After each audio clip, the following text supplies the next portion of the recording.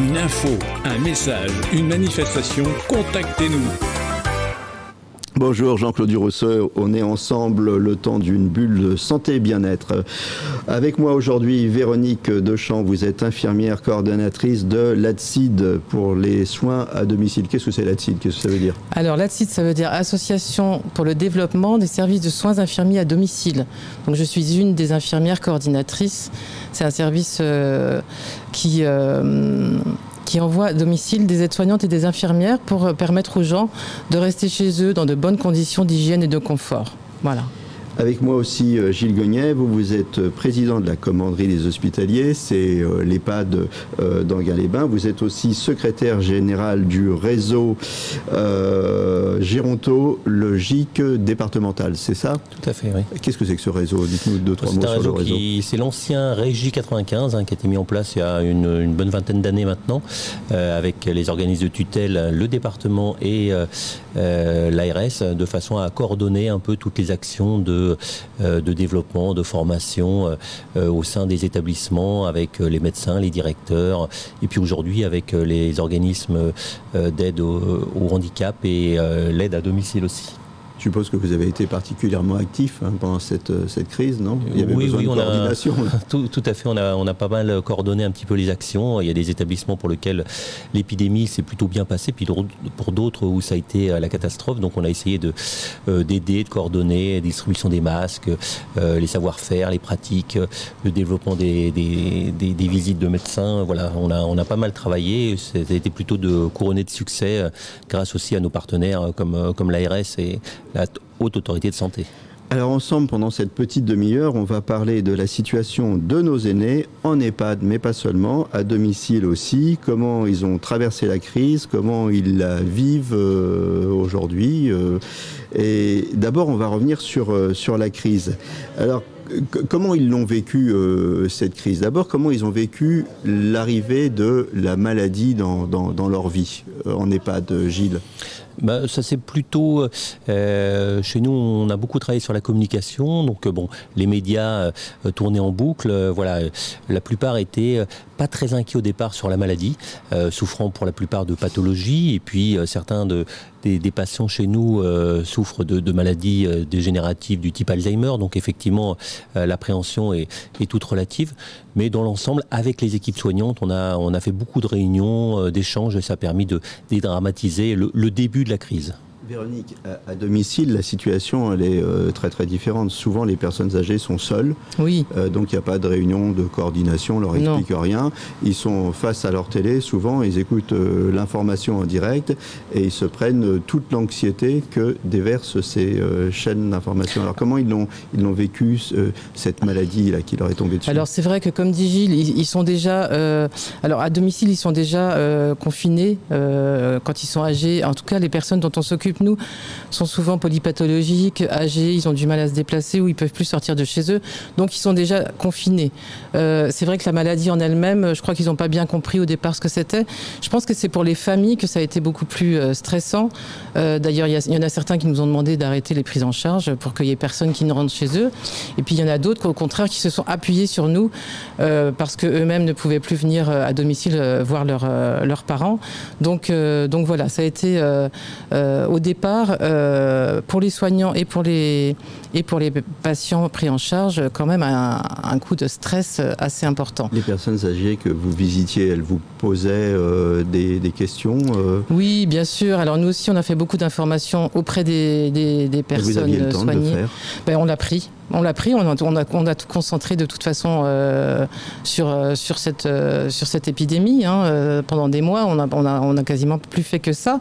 Donc beaucoup de communication auprès des personnes prises en charge, auprès des familles, auprès des soignants aussi d'abord, parce qu'il fallait aussi rassurer les soignants qui je dois dire, ont fait preuve d'un engagement sans faille, malgré le stress qu'ils avaient, comme on a entendu dans les médias, d'apporter le Covid chez la personne soignée ou de revenir à la maison avec. Mais bon, l'engagement a quand même été vraiment important. Et donc nous, du bureau, on était là pour rassurer. On a passé beaucoup coups de fil pour expliquer, pour rassurer autant qu'on pouvait le faire avec les informations qu'on avait. Il y a eu de l'anxiété. Est-ce qu'il y a eu de la peur, Gilles Gognet? Les gens, ils écoutaient la télé et on leur disait, à la télé, dans les premiers temps notamment, attention, si vous êtes âgé, si vous avez des comorbidités, n'attrapez pas le Covid parce que globalement, sinon vous allez y passer. C'était un peu le message, au moins du premier mois. Est-ce que ça a généré de la peur? Alors je ne dirais pas de la peur, je dirais effectivement de l'anxiété. Et puis aussi dû à la méconnaissance de la maladie, de l'évolution. C'est vrai qu'à travers les médias, à travers les différentes polémiques qu'il y a pu avoir au plus haut sommet de l'État, les allers-retours en arrière, voilà, c'était très compliqué de communiquer auprès des familles qui étaient souvent les plus anxieuses et qui transpiraient leur anxiété auprès des patients, de pouvoir leur expliquer tel phénomène une semaine et puis finalement, suivant les directives qui nous étaient indiquées par l'agence régionale de santé, pratiquement le contraire la semaine d'après et ainsi de suite. Donc effectivement, ces allers-retours... Ça a été compliqué à gérer pour vous, ça? Il y a eu de l'agressivité avec les familles? Beaucoup d'agressivité, ce qui est normal. Souvent, le placement d'une personne âgée en établissement amène un sentiment de culpabilité. Là, devant le flot d'informations, qui était souvent pas très véridique dans les médias, voilà, les familles auprès desquelles on communiquait avec un lien très très fort, c'était, aujourd'hui on met en place ça, et puis le lendemain, on vous explique non, et puis après il y a eu l'absence de visite qui a été très très très délétère, aussi bien pour les familles que pour les résidents. Véronique, vous disiez, à un moment, il y a des familles qui nous ont demandé de ne plus visiter leurs parents. Ben oui. Alors, ça, comment vous l'avez reçu, vous, en tant qu'infirmière? C'est frustrant? Parce que vous dites... Non, c'était souvent pour des personnes qui pouvaient se débrouiller autrement.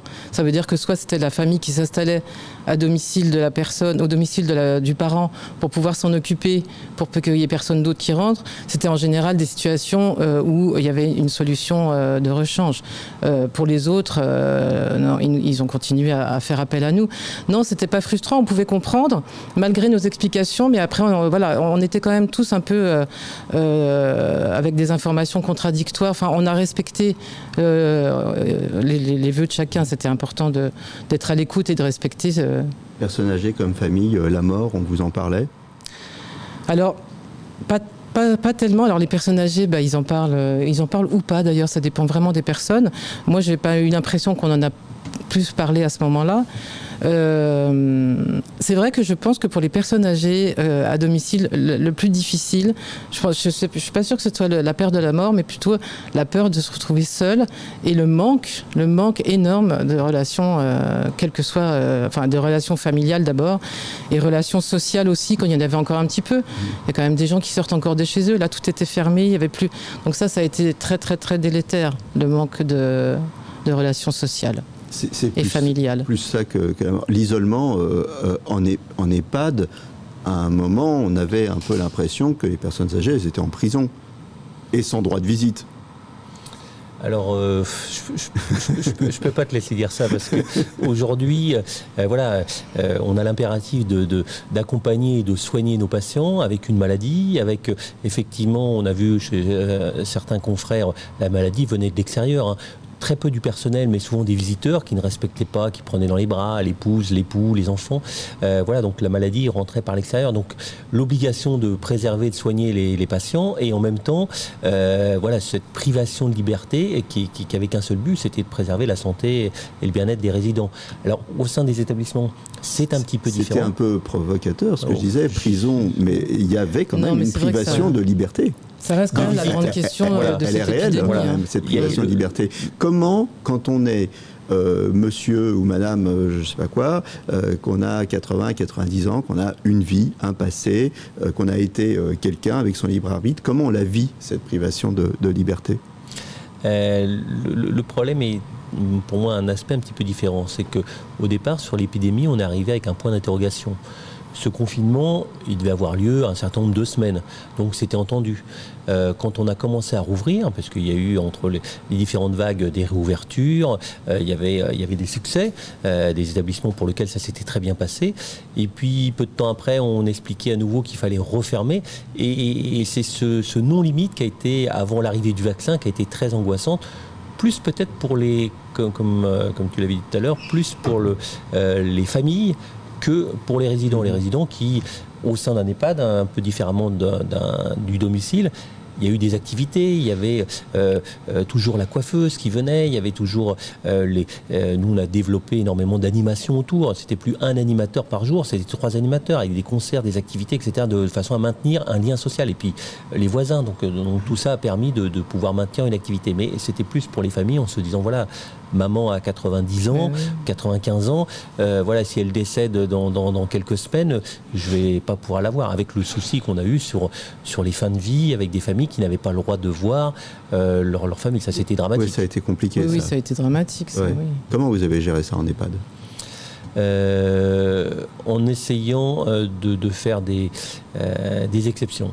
C'est-à-dire que quelqu'un où on sentait que le souffle de la vie disparaissait peu à peu, on équipait les familles et on leur permettait de venir, voilà, malgré l'antagonisme des directives, qui était non, il faut surtout pas.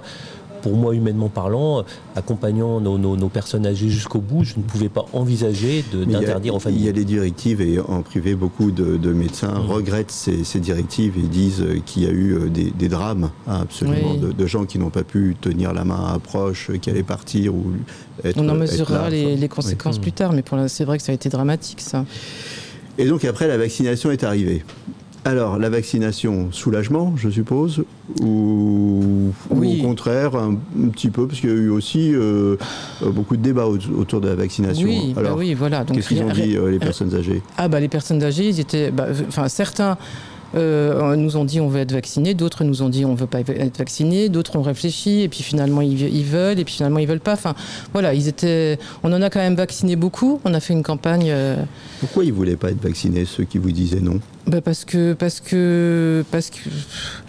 Parce que le doute sur le vaccin, comme un peu dans ce qu'on a entendu partout sur les ondes, est-ce que le vaccin était vraiment fiable ? Est-ce que ça sert à quelque chose d'être vacciné sur un virus dont on ne connaît pas encore les tenants et les aboutissants ? Enfin voilà, je pense que c'était à l'image de ce que la population générale disait. D'ailleurs, il y a encore des... Mais chez les personnes âgées, c'était plutôt le doute qui l'emportait ou c'était plutôt moi je vais me faire vacciner, comme ça je suis soulagé, je sais que je ne vais pas mourir. Écoutez, on en a beaucoup qui ont été vaccinés quand même. Beaucoup. Oui, beaucoup. Plus qui ont été vaccinés que ceux qui n'ont pas voulu. Oui. Comment ça s'est passé en EHPAD, Gilles ? Plutôt bien. Déjà, il y a un environnement médical avec médecins coordinateurs, les médecins de famille. Donc, nous, on était pratiquement on est à 100% très rapidement. Donc, ça a permis tout de suite de décanter les choses. Pour le personnel, ça a été un... C'est la question que j'allais vous poser. Quid du personnel médical ? Parce qu'on entend souvent dire que le personnel est réticent à se faire vacciner. C'est vrai ou pas ? Alors, c'est vrai, avec un bémol. Tous les encadrants, médecins, kinés, infirmières se sont fait vacciner très rapidement. Après, inversement proportionnel peut-être au degré de connaissance, malgré l'information, les relais auprès de l'ARS, beaucoup de personnel, auxiliaires de vie, aides-soignantes, le complot, les médias, on recule, on avance, il y a un danger, on est jeune, qu'est-ce qu'on fait, on l'attrapera pas. Voilà, donc il y a eu effectivement chez le personnel plus sur le terrain un refus. Ça fait plusieurs fois que je vous entends dire les médias, on avance, on recule, la communication. J'ai l'impression que ça a été un problème récurrent et que ça ne vous a pas aidé l'un et l'autre dans la gestion de la crise, ces errements et notamment cette communication un peu qui est partie parfois dans tous les sens. Oui, moi on a trouvé ça compliqué effectivement, mais de toute façon c'était compliqué pour tout le monde, c'était compliqué pour ceux qui ont géré la crise, le gouvernement, c'était compliqué pour les médias qui suivaient effectivement. Voilà, moi j'incrimine personne, mais je dis qu'on a quand même fait le yo-yo avec des informations contradictoires d'un jour à l'autre, et ça c'était difficile pour garder le cap et pouvoir rassurer au fil du temps. Alors ça s'est fait. Mais c'est vrai que les médias, quand on dit les médias, oui, c'est une source d'information en fait. Oui. C'est toujours de la faute des médias. Non. Il y a l'éternelle position de l'instant présent où il faut donner tout de suite une solution. Dans ce style d'épidémie, et je pense que ça ne sera pas la dernière malheureusement, il ne faut pas hésiter à dire pour l'instant on ne sait pas. Et aujourd'hui, les médias sont souvent dans la culture de l'instant. Il faut apporter une réponse. Il faut faire venir des personnes qui savent, et c'est pas toujours le cas. Et mais sur l'épidémie, il n'y a pas des scientifiques aussi qui se sont un peu perdus parfois, qui ont ressenti l'ivresse des médias et qui se précipitaient sur les plateaux pour... Et est-ce que le scientifique n'a pas été décrédibilisé justement pendant cette période? Non? Ça vous inspire pas? Alors, décrédibiliser, je ne sais pas, parce que quand même, c'est grâce à eux aussi si on a trouvé le vaccin, c'est grâce à... Enfin voilà, ils sont quand même au cœur de la recherche autour de cette épidémie. Mais c'est vrai que sans doute, il y en a qui ont été un peu velléitaires, mais pas seulement les scientifiques d'ailleurs, nos gouvernants, enfin voilà, comme dit Gilles, pouvoir dire à un moment donné, écoutez, on ne sait pas. Aujourd'hui, on ne sait pas, mais on cherche et on va le faire ensemble. Moi, je trouve que c'est vraiment ça qui a manqué, en fait. Globalement, c'est d'emmener tout le monde dans la gestion, enfin voilà, être ensemble dans cette incertitude. On dit on ne sait pas, c'est anxiogène. Alors, il paraît. Moi, ça me rassure plutôt. Mais... quand on connaît le fonctionnement de la science, c'est on fait une hypothèse, on la vérifie, elle est bonne, tant mieux, on voit qu'on s'est trompé, on en fait une autre, et la science avance par tâtonnement, donc par succession de... C'est ça. On ne sait pas, on va voir, c'est comme ça que ça fonctionne la science. Est-ce qu'on a finalement assez expliqué aux gens comment ça fonctionnait la science? Ils auraient peut-être mieux compris qu'il y avait des tâtonnements, non? Oui. Alors, la science est une chose, comme le disait Véronique. Après, effectivement, nos politiques, gouverner, c'est choisir, gouverner, c'est prévoir. Moi, ce que j'aimerais bien après cette crise, c'est qu'on puisse en tirer les leçons. Le personnel soignant, de stock de masques, des choses comme ça. Voilà. Et puis la fabrication. Voilà, aujourd'hui, on s'aperçoit que j'ai pas l'impression qu'au niveau du secteur hospitalier, au niveau on en discutait avant l'émission, de la pénurie de soignants, leur reconnaissance, le matériel qui n'est pas fabriqué en France, tout ça. J'ai l'impression que voilà, on va arriver à la fin de l'épidémie, puis on va reprendre notre petit train-train. Alors, justement, c'est intéressant ce que vous dites, on va rentrer en période électorale. Et on espère qu'on en sort définitivement de cette période d'épidémie. Donc on a tous pris conscience du fait que sans santé, il n'y avait pas d'économie, sans santé, il n'y avait pas de vie, et que la santé, donc c'est quelque chose de primordial. Est-ce que c'est pas le moment, justement, d'avoir cette réflexion en période électorale de quelle santé on veut demain collectivement pour nous, pour notre vie, pour notre société, pas simplement pour nos aînés? C'est peut-être le moment d'y réfléchir, là, à chaud? Comme ça, non? Oui, moi je suis d'accord avec vous, c'est le moment d'y réfléchir, faudrait poser les bonnes questions aux bonnes personnes, oui. En tout cas, j'espère vraiment que, comme dit Gilles, qu'on s'arrêtera à un moment donné, parce que là on ne s'est pas arrêté encore pour comprendre ce qui s'est passé, pour apprendre de nos erreurs, parce que c'est normal de faire des erreurs quand on est devant l'inconnu total quand même. On a vécu une crise inédite, donc ça c'est normal d'avoir fait des erreurs, mais il faut pouvoir les reconnaître et surtout en tirer des conséquences pour après, quoi. Au final, qu'est-ce que vous pensez? La perception des gens, c'est plutôt une décrédibilisation de la science, comme je vous disais tout à l'heure, avec des gens qui disent ouais, de toute façon les scientifiques ne sont jamais d'accord, ou au contraire, la reconnaissance de la science qui a été quand même qu'en moins d'un an, il y a eu un vaccin qui est arrivé, et on a vu apparaître aux yeux du grand public des techniques sur lesquelles on travaillait depuis longtemps, comme l'ARN messager. Donc la science, elle en sort gagnante, perdante? De perception. Pour ma part, je suis un peu dubitatif, parce qu'on est dans une culture de l'instant. Je pense que très rapidement, les problèmes de l'épidémie vont être placés sous le tapis, et puis on parlera plus des nouveaux problèmes de cette société de consommation. Je pense qu'il ne faudrait pas réfléchir à changer la société, mais peut-être à changer de société. Voilà, aujourd'hui, notre société telle qu'elle est conçue sur cette consommation, sur voilà, il était très agréable d'être applaudi tous les soirs à 20h. Voilà. aujourd'hui, ce sont les mêmes qui nous applaudissaient à 20h, qui se mettent à critiquer les scientifiques, critiquer la privation de liberté dans les EHPAD.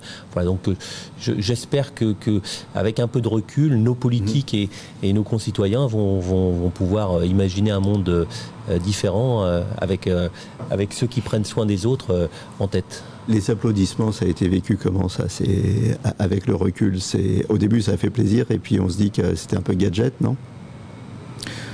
Non? Enfin, moi non, moi je trouve pas que c'était gadget.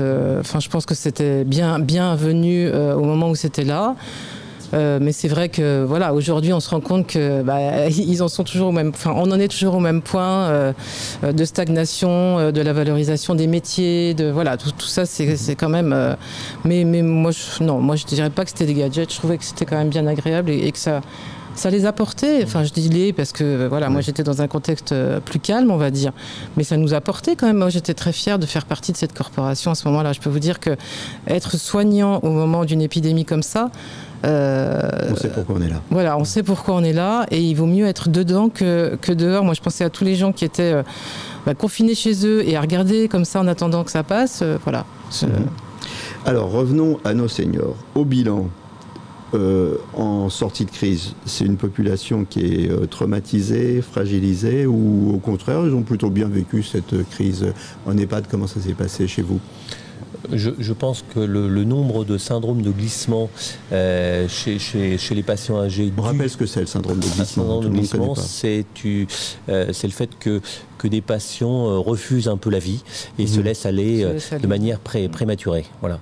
Et ça, on a eu beaucoup de résidents ou de patients qui ont développé ce style de syndrome en se laissant aller, dû au manque de contact. Le lien le plus important, la maladie, les pathologies sont là, mais ce qui maintient l'être humain, je pense, c'est l'échange.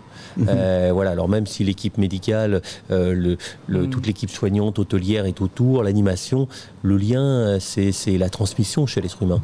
Et ça, je pense que ça a été délétère pour beaucoup. Donc le fait qu'aujourd'hui dans les EHPAD, on ait pu rouvrir grâce au vaccin, que les visites aient lieu, que les sorties recommencent, tout ça c'est extrêmement bénéfique. Les règles de visite aujourd'hui, qu'est-ce que c'est en EHPAD?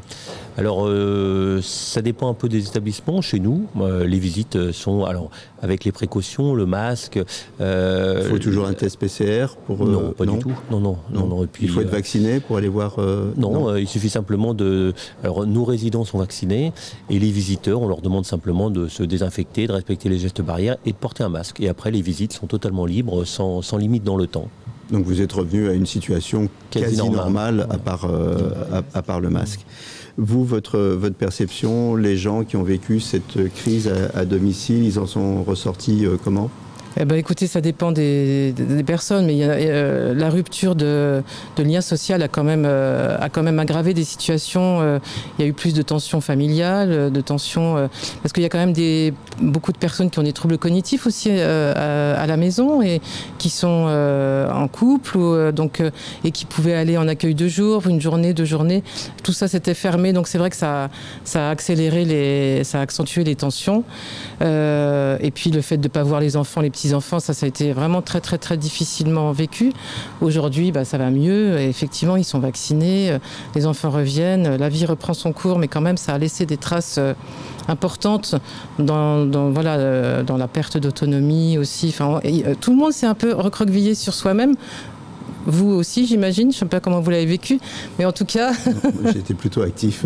Non, mais voilà, dans les liens sociaux et tout ça, ouais. et voilà, pour les personnes âgées, c'était encore plus difficile. Mais aujourd'hui, ça va mieux. 1 ou 2 minutes à passer ensemble. On ne peut pas se quitter sans que je vous pose cette question. Pendant cette crise, il y a eu vraiment 2 groupes qui ont été quasiment opposés les uns aux autres, les jeunes et les vieux. On a dit, on vaccine les vieux en premier, on arrête la société pour protéger les vieux. Et les jeunes, ils ont aussi le droit de vivre, le droit de travailler. Comte Sponville, le philosophe, a porté cette parole. Qu'est-ce que vous en pensez de cette polémique en 1 minute chacun? Gilles? Je pense que c'est une polémique stérile. Le transgénérationnel est nécessaire. Les enfants ont, et aussi bien au niveau intellectuel que financier, ils héritent de leurs parents qui nous ont tant donné, qui ont construit ce pays. Donc aujourd'hui, ne pas prendre soin des plus fragiles, c'était absurde. Après, effectivement, les jeunes, en même temps, ont subi cette perte de liberté, mais voilà, pour moi, c'était le bon choix à faire. Peut-être dans la régulation des visites, des sorties, etc., il y aurait peut-être eu des choses à modifier, mais je pense que voilà, les 2 ou 3 générations ont besoin les uns des autres. Et ça, c'est le pilier de notre société. Ce débat, jeune, vieux, Véronique? Oui, moi je suis d'accord avec Gilles, on ne peut pas opposer 2 générations comme ça en disant il faut en sacrifier une pour que vive l'autre, ça c'est pas possible, c'est pas comme ça que ça... Moi j'ai 3 jeunes, c'est pas comme ça qu'ils l'ont vécu non plus, et c'est pas non plus que pour protéger nos anciens qu'il y a eu ce confinement, c'était aussi pour éviter qu'il y ait un engorgement dans les hôpitaux. Donc voilà.